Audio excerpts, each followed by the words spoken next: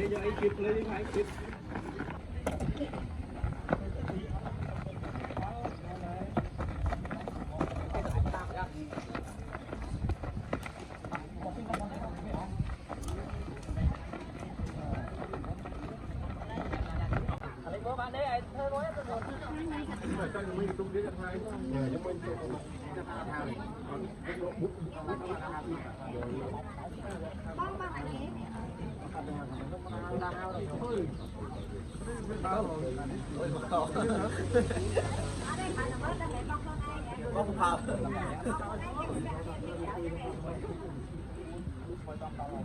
mi rồi quay tâm đó lên này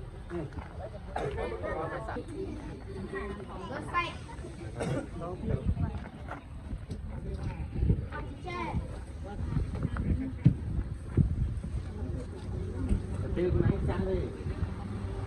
cho lái rồi mày đi mà đi tung tiếng trường tiêu gì mà người chạy